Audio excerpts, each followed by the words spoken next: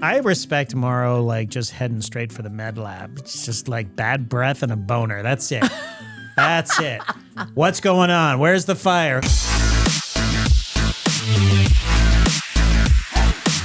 Incompetence or sabotage? My co-host asks me that every week after we record. What do you think it'll be this week, Jason? Incompetence.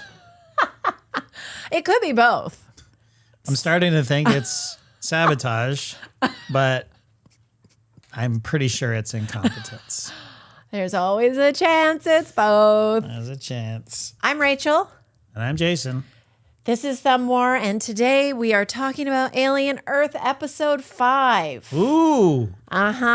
In space, no one, ... Which, my little genius over here, he knew what was up. Okay. He knew we were going back to the Maginot. Yeah. Pump the brakes on the genius.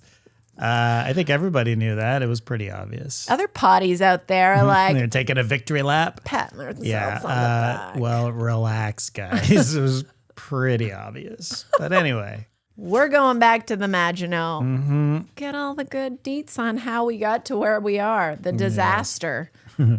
How'd all those people die? I wanted more. You must have wanted more. More Backstory, how it happened. Oh, sure. I'm intrigued by this weirdo Ting, that's for sure. Ting? Ting Tang. Try one more time. Tang. Tang. T-E-N-G. Yes. It's Ting Tang Tong. No, it's not. It's Tang. Yes. Wait, hold on. What are you saying? Tang or Tang? I'm trying to say Ting. I want you to say Tang because it's a delicious drink in space. And he likes a little pootie Tang, so... He's into the Tang for sure. We should get into spoilers. Like, you should warn people that we might be getting into spoilers. As always, if you're coming to play with us at the movie/TV club, you're going to get some spoilers. So yeah, every episode we try to warn you in advance before it spills out of my mouth. Not sabotage, maybe incompetence. Right. And that includes, by the way, Alien, period. All the movies. Pretty much, it could come up. It's not. I don't think it's going to come up, but it could come up. So we're on the Maginot. Yay, we're back. We've just been woken up from our cryo slumber. Well, actually, Morrow. It opens up with Morrow being roused with an emergency situation. Right. So we've been on the Maginot before. Episode 1, we got a glimpse of life on the Maginot. We met the captain. Yeah. Way back when. Mm-hmm. So this happens in the 17 days between. Is it 17 days? They were, yeah, because it was going to be like 2 weeks or something, and some amount of time before they got to Earth. Yeah, and we saw little flashes of what went down. Plus, the end of the episode. Right. So this episode, we're getting all the info we were hoping to figure out what happened mid-season, which I think makes sense. Mm-hmm. Take us back, more like heavily exciting alien action aboard the ship again. Let's get back on. Sure. Were you good with where it landed in the season? Mid-season, exactly mid? I mean... Or was it mid for you? I guess this was the most fan servicey episode of the season so far. Yeah. It felt like Noah Hawley was like, I'm doing a show about Alien. You goddamn better be sure that I will be directing and writing my own Alien story, which he did, and I think he did well. I think there are things about it that I didn't love. Right. Yeah. But for all intents and purposes, I think that he did a pretty good job, and it felt like I was watching an Alien movie. Yeah. Yeah. But was it the best things I love about Alien? Not necessarily. Yeah. You know what I'm saying? Well, we'll hit those spots as we get into more detail. And I guess you could argue, whenever you're entering the Alien universe in an Alien movie, you know that everyone's going to die. Yeah. Except for one person. And we already saw that everybody had died, but not only that, we've in certain characters, we see where they die and how they die. And then this is just like filling in the blanks, I guess. So now, could you argue that actually causes more tension and it feels more exciting because you're waiting for the inevitable. Wait a minute, they died of toxins? What does that mean? And then that itch is scratched sort of thing. And is that more satisfying? Or, could you argue that it would be more audacious to put this episode as the first episode of the season, of the series, right? Because then you're killing off literally the entire cast in the first episode, which that gets me sort of excited.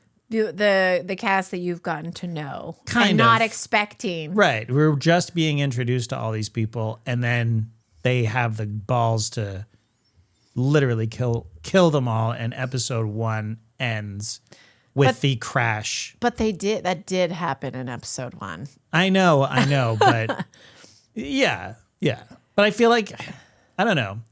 It felt like you didn't care because you didn't know them, is what you're saying. Right, and I kind of still didn't care because they didn't send their best and brightest to space on the Maginot, A. Well, that's solidified with this episode. Right, and B, you already know you're already steeling yourself for everybody to die. And again, it's an alien movie. Of course, everyone's going to die. Yeah. Like, that's what it's about. It's a horror movie. I right? was able to forget that, though, and get lost in it. Yeah, me too. At the end of the day, me too.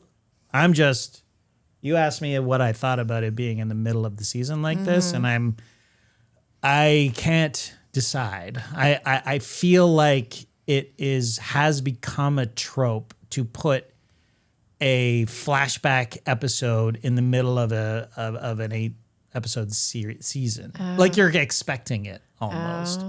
All this shit that happened on the Maginot in episode 1, everybody was like, "Nah, we're gonna find out. Right, we're gonna find out." Like, I feel like it would have been more shocking and exciting if, like I said, everybody dies. Now where do we go? Oh shit! There's these hybrids. There's all of this happening. Now, does that make the show go like go, whoa, wait a minute, I thought this was Alien, but now we're talking about androids and dying children and things like that, so they wouldn't lose everyone after the first episode, right? I mean, this feels like a shot of adrenaline in the middle of a basically kind of a slow or the burning. paddles, because you're like, stay with me, guys. Yeah, exactly. Stay with me. You're back. I got you. Yeah, but I think that maybe that shows maybe a lack of confidence in the show, because I think that it's been kind of brilliant up to now, and that includes this episode. I'm just talking about the placement of the episode, where it lands, because we didn't really all the stuff we learned in this episode. Like, if that was the first time we ever saw Boy Cavalier, that would have been fine. It would have been fine, right? And if we found out that Morrow had a daughter that died and it was on his 65-year mission, I think that would have been fine. Well, I mean, I think you'll be able to make this decision a little clearer at the end when you've seen how it all adds up. I guess. All the pieces come together. I think this is just a bottle episode that they plopped episode 5. Again, there's nothing wrong with having it in episode 5. And I enjoyed it. I enjoyed it. Well, I could almost rename this the Morrow episode, because 100%. He is definitely the hero in this, or anti-hero. I mean, you get to know so much of his backstory. You get to feel who he is and empathize with how he got to where he is and why he's willing to do everything he does. And I think he is hot as shit. Okay. He's just that. Shout out to Babu. Oh my God. Like, he he is who you want in a situation with you when shit goes down. Is he? There's nothing sexier than a man who, or a person, I should say, who can handle their shit in a stressful situation when everyone is crumbling around them. Yeah. So the aliens are happy he's around, that's for sure. Well, yes, because he only cares about them. That's the one thing I have a problem with. Could you care a little more about the humans? He's singularly focused. He is, but boy, does he have his shit together. And one of the quotes I have here of him that is funny, he was in the cryo bed. His apprentice, I guess, his security officer, he's a very green young guy. Clem, who he refers, or Morrow calls him Chlamydia. I guess that's his sweet nickname.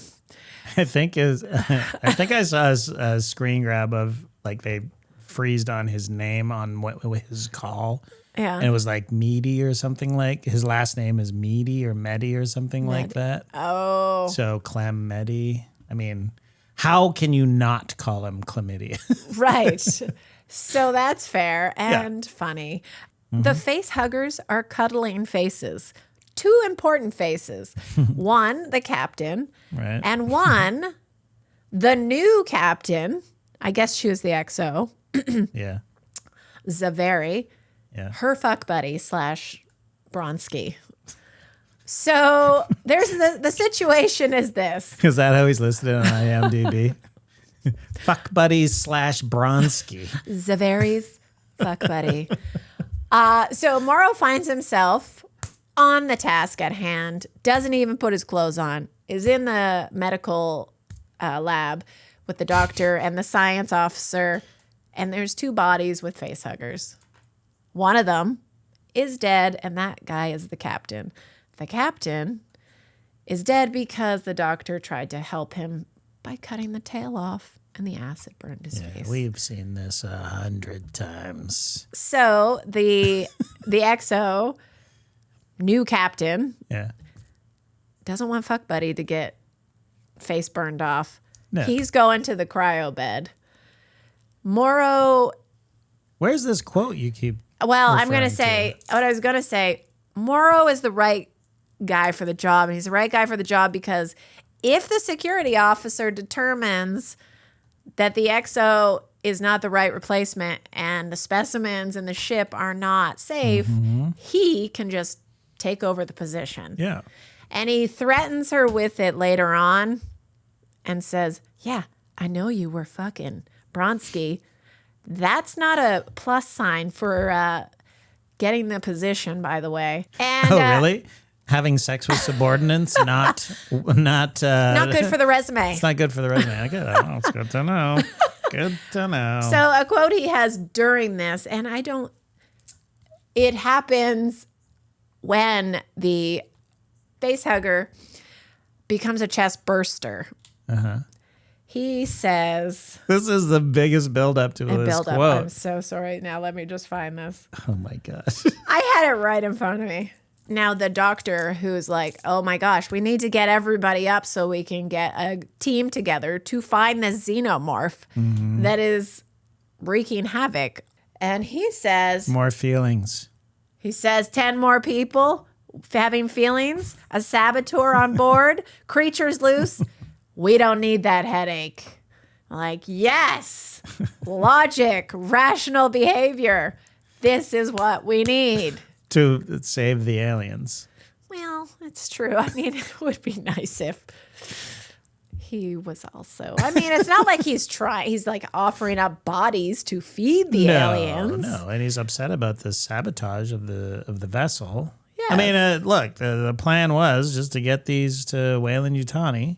Mm-hmm. You know, it should have been easy. It should have been easy. But we do know that is the prime directive, so to speak.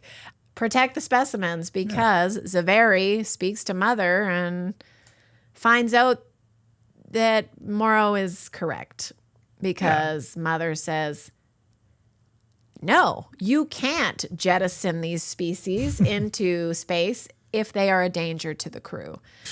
And acknowledge this or you're out. Right. And she hesitates for quite some time. and does, but clearly she's not excited about it. I mean, why would you? Well, why bother? Why bother acknowledging it? Why bother? She can't handle it. Yeah. Like, just give up. Just hand it over to Morrow. I mean, look, there's no way that Ripley would stand for that, right? Yeah. I mean, she's no Ripley. Sorry. Clearly, the fine print wasn't read in the contracts for most of these people because they seemed surprised. The fact that you even asked Mother, can I just kill all these aliens that you actually sent us out to collect 65 years ago? Yeah. What didn't you understand when you went out there? Maybe it was like, I'll read it. I got years. I'll read it on board while we're on our way out there. Well, Morrow read it. He knew what was happening. Yeah, he got it right from Yutani's mouth. Bring me those aliens. Yes, there is a good connection there. Anyway. I respect Morrow, like, just heading straight for the med lab. It's just like bad breath and a boner. That's it. That's it. What's going on? Where's the fire? Who said it? You know what I mean? You know what? I listened to him on a podcast, and he did mention, I might be saying dad bod, but he mentioned the bod. I'm like, your dad bod is hot as fuck because everything else about you, it's just your entire personality, your take charge, it doesn't matter what you look like. Okay, well, good. I'm glad. I'm glad that he's doing it for you. Right? I like him so much. Okay, good.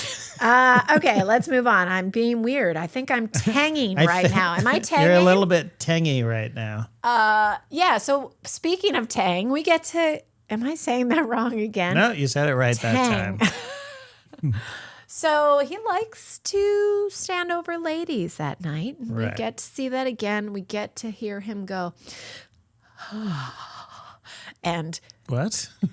We do? yeah, when he is scolded a few times for doing this, and including in the interrogation, being reminded that he does that, he like has an inner orgasm. Ew. He has pulled off creepy very well. He's very good at it. And I still am not sure that he's not a simp. He's definitely not a synth. Okay, I understand why you're saying that. He's smoking cigarettes. He's horny AF. He screams and apparently gets killed by an alien. But what if his head shows up later on and they get the down low? Then I will stand corrected. I mean, it could be a practical joke by some engineer. I'm going to make the horniest synth as the creepiest, horniest synth possible and throw it out into space for 65 years. Yeah, I guess. Like, why would you do that? Fucking, I don't know. A prank? Eli Manning prank? I don't know. Sorry. No offense. Housekeeping? No, thank you. Yes, housekeeping. Best way to get a hold of us is by good old email, thumbwarpod@gmail.com. That's thumbwarpod@gmail.com. Leave us a 5-star review on the podcatcher of your choice. It helps with the rankings, I'm told. Mm-hmm. Does it work? I don't know. But it's nice to see them. We like to read them. That's for sure. We need the love. It keeps us going. That's right. Keeps us going. Going and growing. Going and growing, exactly. Like and subscribe on YouTube. Hit the bell so you know when we post something, and we're always posting something. You never know. We might go live one of these days. That would be fun, and I would have to be very buttoned up. I did put a poll up, and I found out the majority of the people favorite Lost Boy is Isaac, a.k.a. Toodles. No, so, he's only Isaac to me now. Out of Curly, Nibs, Slightly, and Isaac, Isaac was the winner. Okay. Congrats to Isaac. Join the Patreon for $5 or more a month. You'll get ad-free episodes. I should just stop talking now. Right. But you get because more. Because it's worth it. Right. It's just worth it. Ads. Get out of here. Yeah. Right? But you get more than that. You get bonus episodes. That's right, plural. Bonus episodes. And those are the shows where we lay down our thumbs and we fight about different things. Yeah. Just not with our thumbs. And if you're on the top 2 tiers, you get invited to an exclusive VIP hangout with us on Google Meet on the second Wednesday of every month. Again, email us, thumbwarpod@gmail.com. You can ask us anything. We'll answer basically any questions. Yeah, and we're well, I'm completely unhinged and unfettered on the Yes. Patreon. I am slightly fettered. I don't think those will ever be live. No. No. Bad idea. Okay, back to the Maginot. Anyway, he's pretty creepy and Totally. That's what makes him even creepier, that he's a real guy. You know what I mean? yeah. He almost gets a pass if he's an android. So he just knows so much that's happening. Like he's like secretly giving riddles to Morrow the whole time about what is actually happening, because Morrow is like, there's either huge incompetence or sabotage. There is a saboteur. I'm going to find it out. I need the information. They have to recover deleted files. As he said, innocent people don't delete communications. Right. Yeah, Back to so Earth. there were communications back to Earth that have been deleted. Yeah. So he's he's definitely leaning towards that there's a saboteur on board and the investigation begins. But again, the incompetence runs rampant on this ship. Go on. Well, what do you think was the grossest, most disgusting part of this show? Oh, what's her name? Chibuzi? Chibuzo? Chibozo? Chibuzo? I call her Chibozo. She's enjoying her lunch surrounded by various biology experiments that are in progress, it seems. Yeah. An open vessel of water just slishing and sloshing around. She does make a remark later in the episode about Teng's smoking, and that's why I eat in the lab, because your smoking is gross. I'm like, sorry. You eating next to bug slugs and octopuses. Oh, it's not just that. She's eating a triple layered bread. It looks like a bread sandwich. And I don't mean bread sandwich. I mean, I don't think there's anything in it. It looks like she's just thrown 3 slices of bread together Okay. and she's eating it. Other hand, still chewing, puts a dead rat in to feed these ticks. Yeah, that's 2 different hands. I don't know how your appetite is not affected. Also, this sandwich looked gross. It looked even more gross after the tick escaped and slithered in between the slices of bread. Yeah. But Well, that was the blood slug, right? We keep calling them ticks. Oh, those aren't the ticks. Well, the ticks are the offspring that are in. They just say, "Oh, he's full of ticks." Raheem says that, but that's the offspring. But they're blood slugs. That's what she's feeding the rat to. Okay. All right. Well, she is one of the 2 characters on the Maginot Yeah. that are the definition of incompetence. Yeah. Can I just say this? Let's just- the other character you're talking about is Malachite, right? Both of them are the assistants, right? Because Bronsky was the science officer. He was the main science officer, right. And Yeah, he's yeah. got a facehugger on him. Oh, so she might be an apprentice So as she's- well. Yeah, I think she's a subordinate to him. Oh. So I don't know if, she's Interesting. just like, well, he's got a facehugger on. Finally, I can eat my sandwich. Is that why she's so fucking happy and smiling? Finally, I can eat my sandwich in the piece of dead animals and blood everywhere. Yeah. I mean, look. She is so happy when she's looking at those blood slugs. Yeah. And it's coated with fresh red blood. And there's one point where it looks like she's tearing up. She's so happy. Come on. No, really. If you look, you see her face behind the glass cylinder, and she looks teared up, like so happy. But well, let me defend her for a second. She's just fascinated by them. She's a science person. This is what I signed up for. Okay. I signed up for a biology expedition, and I'm on the HSS Beagle here, and we just found 8 new species. it is a great character. Yeah. Because she's She's a bit of a space cadet, She right? is totally whacked. And the incompetence is this blood slug. She turns, the little octo eye starts tapping the glass. And somehow this is like, leave me alone. Stop bugging me. And puts him on the shelf. Sorry, the octo eye is a girl, apparently. Well, she said when she gets she says she. How would she know if it had a vagina? She's a biologist, man. Not an alien biologist. Well, but okay. Anyway, I think we're calling the eye she now. I think she just wanted to call it she. Okay, fine. But that's How what would she know? Well, we need to be consistent with how everybody's talking about this. Octo eye is a she. Female, yeah. Female. And the tick or the blood slug opens it up. Yeah. Gets down there. Shoots / ejaculates. It's a good word. Some babies in her water, and that was very disturbing for me. I'd rather. I feel like it could have been way more gross.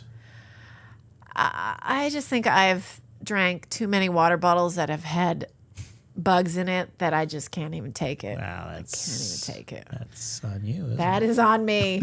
I'm as spaced out as Chibuzo, clearly. You got to stop eating your lunch in the lab. So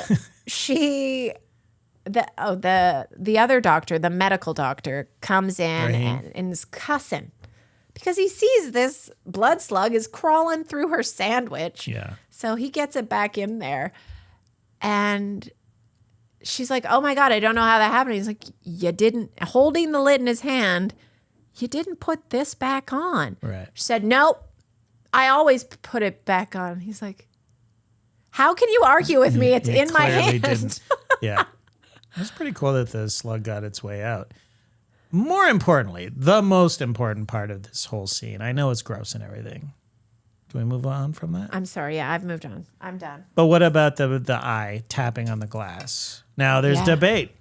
Was the eye trying to warn her that, hey, you're about to have a slug sandwich? Or was it a distraction? I'm Team Octo Eye.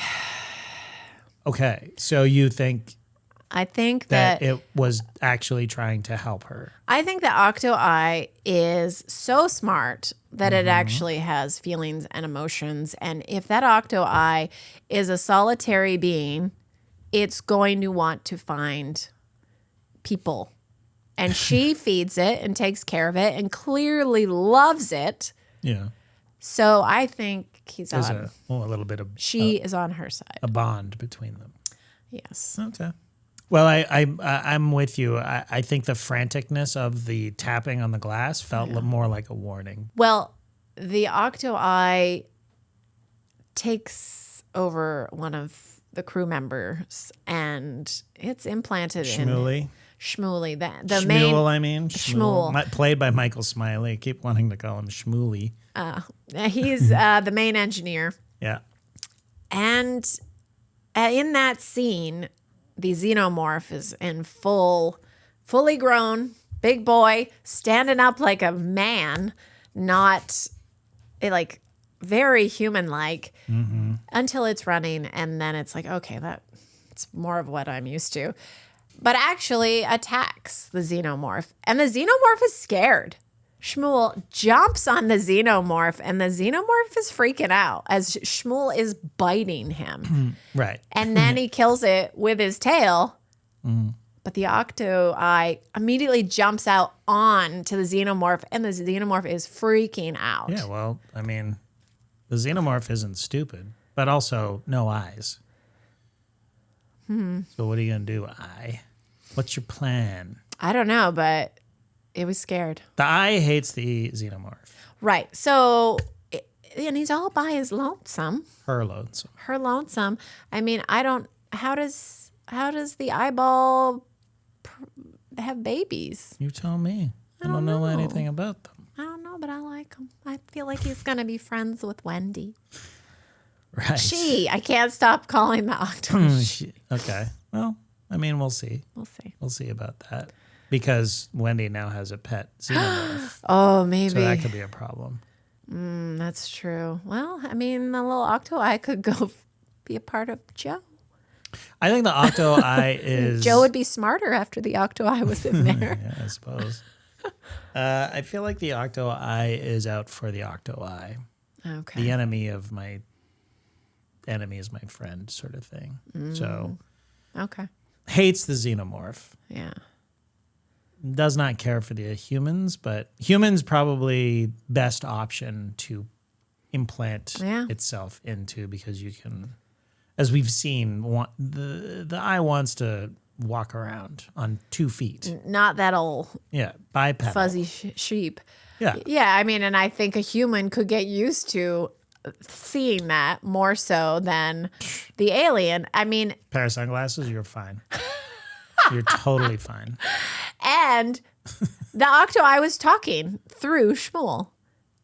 I mean, bet. Talking? Yes. What did he say? Wendy would know what he said. Oh, come on. Wendy is a universal. Wendy is a universal translator. I suppose. You just wait and see. Yeah, shout out to The Thing, man. Shout out to The Thing. Oh, why? Well, that's what happens in The Thing. Oh, okay. A little alien takes over. Well, it actually mimics a body, but there's times where human-looking aliens are hissing at one another. Oh dear. So, but yeah. All right. So yeah, I mean, you mentioned the xenomorph standing. I can't stand it. I hate it. Do you like? It looked gold in one of the shots, but maybe that was the I lighting. think it's just a sheen on it. But maybe, I mean, I don't know about that. But when the xenomorph is just standing there and you see a wide shot of that, it looks like a guy on his way to Comic-Con to me. Well, It's just like, I need it to be on all fours or, scrambling about, or skittering here and there. Right. It doesn't scare you as much. Well, I was listening to a podcast with the actor who plays Zaveri, and I'm, of course, having trouble finding her name. But she said she had very little trouble acting as the actor was chasing her through those hallways. It was very easy to be scared shitless. But then he would take the head off and they would sit, and they're both vegans and they would talk about vegan food. So, Right. Anyway. Oh, she remembered. Oh yeah, I'm acting in a show. oh, she was just being cute. Don't be a dick. I mean, this is one of the things that I didn't love. The playing with your food. You know what I mean? Like, why are you tripping her? Yes, Zaveri was the one the alien was attacking before the fight between the octo-eye and the xenomorph. I mean, you have a stabby tail, and again, we've seen this. We know the xenomorph. We've seen 7 movies now, and 5 episodes of this. We know what it's capable of. There is no reason for it to muck about. You know what I'm saying? Yeah. And this idea that she could outrun it, in these claustrophobic halls. Granted, she has eyes and she knows the hallway probably better than the xenomorph. I mean, we didn't see what the xenomorph did to Tang. So maybe this xenomorph may have been the very first full-grown xenomorph to be in contact with humans. Okay, so he's inexperienced. He's like, da-da-da-da-da. Maybe he is playing with his food. We don't know what he did to Tang Okay, all right. before he killed her, or he tried to. If Freddy Krueger is standing in front of me and he trips me and he wants to say a sick burn or monologue, I'm fine with that. If Jason Voorhees wants to do the same and he's just messing around before he launches a machete into my skull, okay. The xenomorph is just the perfect being, a killing machine. I know it's like what they do. It's cinematic to have these moments, but what traditionally happens and happened in the original is you turn around, hiss, conk, conk, you're done. Like that's true. it. Like That's true. Yeah. sorry, like, and then just the POV shot was cool. I mean, I'll give you that. Like, but come on, man, you've got this perfect villain, this perfect monster, right? You can't. It's incredibly hard to kill. You basically have to shoot it out into space if you're in space. It bleeds acid. It's got this whippy tail with a knife on the end of it. Yeah. Like it's brutal. Like and then this person just like getting up and trying to scramble away. It's just I don't know. It just doesn't ring true, but I understand it's a horror show, it's a horror movie type thing. And we want to chase and we need to get her to the bridge so that she can have this confrontation that we've already seen. You know what I mean? Right. Let's get to that meeting that was at the table. The chestburster is out loose. She calls a meeting. Zaveri is still in charge. Chibuzo is there with her water bottle that is has been ejaculated and it's filled with babies. Nobody's noticed it yet, but we can see it down the side. You can see them swimming around. And it's placed beside Malachite, the other super dumb character who doesn't know any words of English, but he is clearly from the British Isles. Yes. Like he doesn't even respond to his name when he's putting hot sauce on his eggs. And the captain is saying his name, looks behind him. Me? Like, what the fuck? We get it. He's dumb. We get it. Also, maybe not used to being addressed by the captain. You know what I mean? But he doesn't know his name.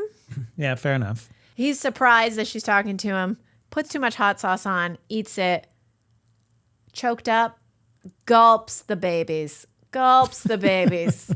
Oi. Wow, this has really got in your head this episode. I mean, okay. Let's move. Okay, hold on. Before we move on from this, one quick correction. He was eating lo mein. Lo mein, I keep saying eggs. I saw eggs. It's important because that's what Kane was eating when he started choking in the original Alien. Oh. And a chest popper comes out. So a little tip of the hat to the original Alien there. Nice. And you do it is very reminiscent of that scene. And of course, he doesn't have a alien in his chest, but the irony is that he takes a sip and now he does have aliens in his chest. He does. Also, this scene, real quick note, the crosstalk, the mix, I heard Concepcion talking about this on X-Ray, and I agree with him. Well, they were watching screeners, and he was wondering if the mix would be better for the actual broadcast. I'm sorry to tell you, Jason, it is not. It's still... There was one point where she was talking to Tang about his smoking and Chibuzo, why she eats in the lab. And there's a line that I can't decipher. And I was like, I'm sure it has something to do with that he's at the synthetic. Yeah. There's this line, and I can't hear it because everybody's talking. Yeah. It's not the best directed scene, and it's kind of a shame because it is, again, an homage to the original, which was basically perfect, the perfect vibe.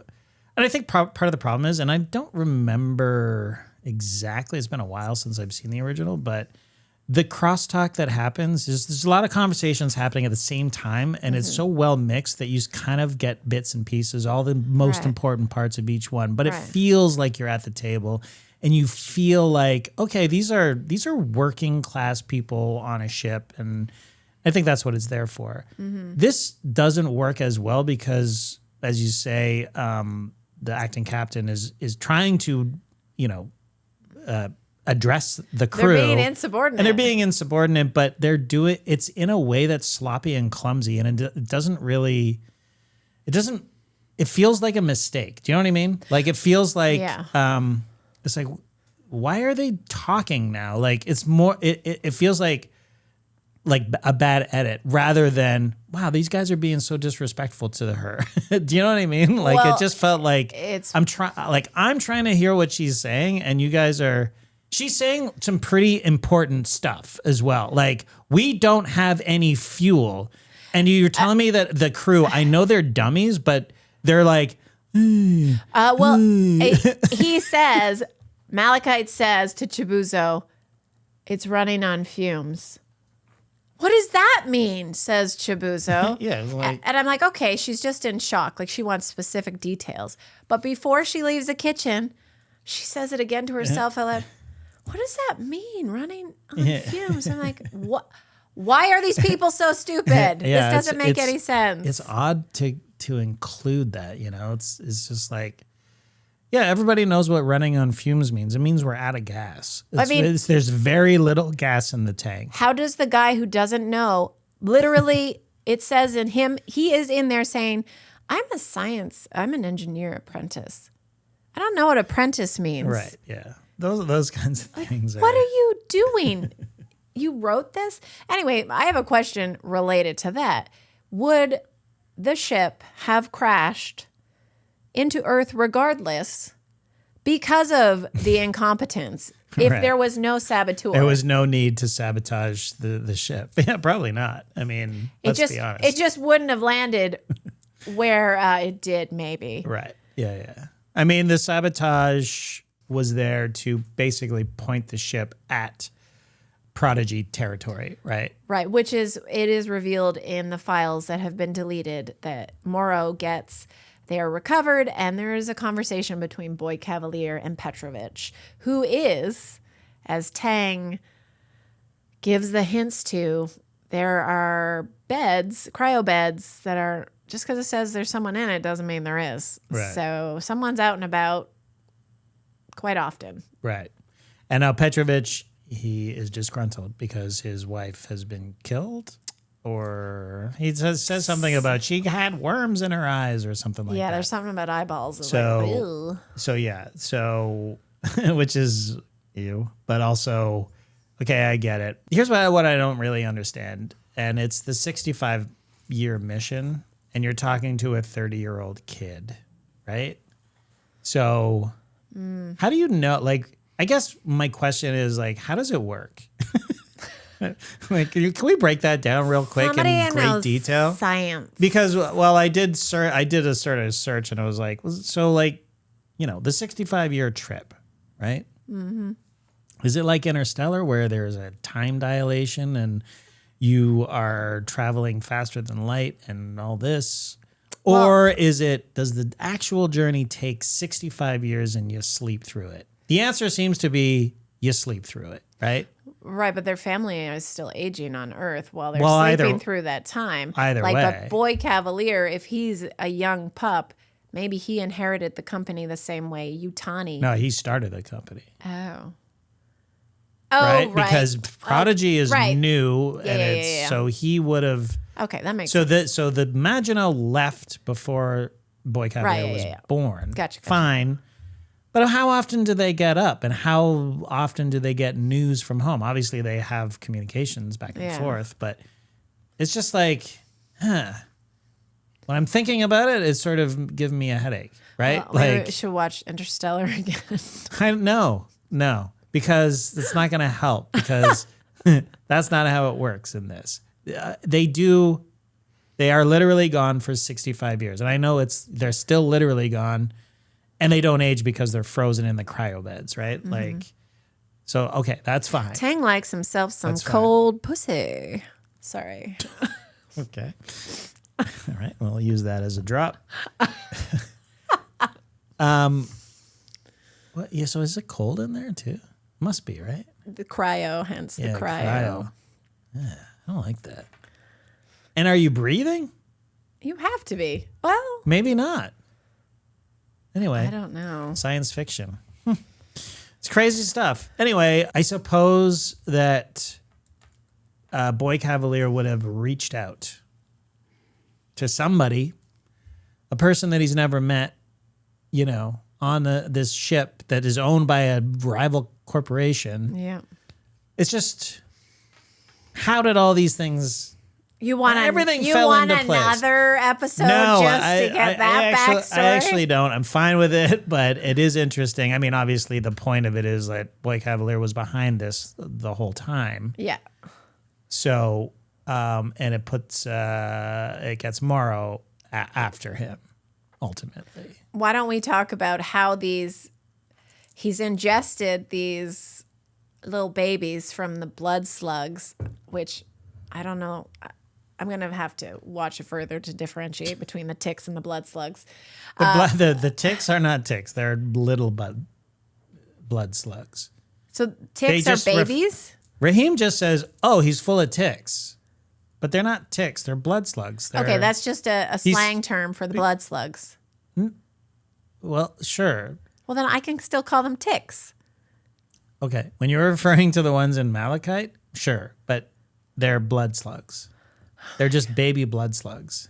Baby blood slugs. Because that's what ejaculated into the water, which he ingested. So he starts puking blood. Okay. Gets taken to the lab. Raheem is there. Chibouzo is there. Yeah. Zaveri is outside watching and approves the surgery right away, although Morrow is like, maybe you shouldn't. It could be a contaminant. And she's like, we can't put it in cryo. He'll die. She learned from the last thing. So they go in. Doc wants to rip those out because he sees it on the scanner. He's like, I'm removing them. And she does it. Morrow's like, duh, don't do it. She doesn't actually say, go ahead. She just goes, doctor, what are you doing? Pulls it off. Some sort of defense mechanism goes off. Gas. They're both dead almost immediately. Chibouzo and Raheem. So they seal off that room. They may want to rethink that masks optional during surgery policy they got going on the Maginot. Yeah, jeez. Well, it's too late now, but... Well, no, I'm just saying for the future Wayland excursions, like hazmat suits and whatnot. Right. So, I mean, at this point, there's a xenomorph on the loose. We did see Chibouzo and Zaveri earlier go in. The octo eye was loose, but it was still contained in the room. And now those little things are still wiggling about in that open chest in the lab. It wasn't contained in the room. The octo eye. It got out. We didn't see it get out, but it definitely got out. Right. She closes the door, but it must have slipped out under. Must have gone under because I was looking. No. You know what? It's because when Morrow goes back, it doesn't get out then. It gets out when Morrow goes back because he goes with his underling to get Petrovich. Right. And he goes in there and the octo eye gets out then. The octo eye just flings itself. It's like a slingshot with its legs. I shouldn't find it cute, but he's a smarty. People are calling it Baby Yoda of Alien. Oh, it's gonna be. I feel it. It's gonna be. My God, I want a stuffy. Disney, no, don't bring back the Peter Pan. Sell Peter Pan merchandise. Make xenomorph stuffies, big fat, cushy blood ticks or blood slugs. And little octo eyes. Octo eye, I'm with you. The blood slugs, not so much. Okay. Yeah. The last thing we need to address is at the very end, Morrow, as you know, is the only one that gets back. Yeah, I know. I saw it in the first episode. Yeah. So we have a little chat with Wayland or Yutani. Right. And that's sort of the interesting thing is time has passed. Yeah. Because he was, as far as we could tell, on Prodigy Land. I don't know. Can you fly between the corporate the countries? Or do you have freedom of movement? Oh, like he might have just kind of went underground to get through. Or he got extracted by whatever means. Yeah, he's in Yutani's pocket, that's for sure. We get to know how tight they are in this episode. Right. He's got vengeance on his mind, and he wants to complete his life's work, which is to deliver these aliens to Weyland-Yutani. Also, kill Boy Cavalier. He's added that to his list. Yeah. And we get a lot of backstory about his daughter. 8 years into this mission, his daughter dies at the age of 19. It shows a little flashback to his time with her and nostalgia through like letters and stuff. And he's sad and crying, and there's music. And then it makes you love the guy who seems to have ice water in his veins. He's a complicated guy. The song that's playing is We'll Meet Again by the Ink Spots. Originally, it's a cover of Vera Lynn. 1939. And he is humming it as he's in his protective chamber that Mother has allowed him to get in before the xenomorph is trying to stomp it out. So as he's fine as the ship crashes because he's in this protective. Yeah, we know that for we saw this in the first episode. I know, but he's humming this song as he's doing it. It seems to be a calming mechanism for him. So as cold as ice as he is, he's still human. He's not, just cybernetically enhanced. You can see that he, obviously you can see with his connection to his memories with his daughter that as well, but just makes you like him more. Okay. Okay, you're gonna join the fan club. I'm still Team Human over here. Okay. Oh, and the connection to Yutani is Yutani's grandmother. Was it grandmother raised him because he was? Well, I think that's a bit much. Well, I think she plucked him off the street. He says as a kid with a palsied arm. So he feels like he owes her a lot. Yeah, it's the only family he has left. Yeah, and it was a great song to choose to end the show with. Yeah, Cherub Rock. This was I wanted some, Tiny Tim, we said last time, or this was the equivalent to that. It was so perfect. I find that song so happy. I know it's about corporate fakery and things like that, but it's definitely great to hear. The video editing was or the music added to the video editing was just perfect too. Next episode entitled The Fly. Oh. What do you think that means? Wait, what happens in The Fly, the movie? Well. Oh. Aw. Is Octoeye going to be the main event? Maybe. I mean, The Fly. Okay, the episode airs on FX and explores rising tensions as enemies confront each other. Oh, right, because we also missed that Boy Cavalier wants to arbitrate, so something has gone down. Right. Yeah, so he's agreed to arbitration for some reason. I know that earlier in the season they were saying, we'll let the lawyers figure it out. But now I feel like while we've been off in space with the Maginot, something big's happened back on Neverland. Morrow must have been successful in some capacity with Slightly. What do you think? Maybe the Fly is like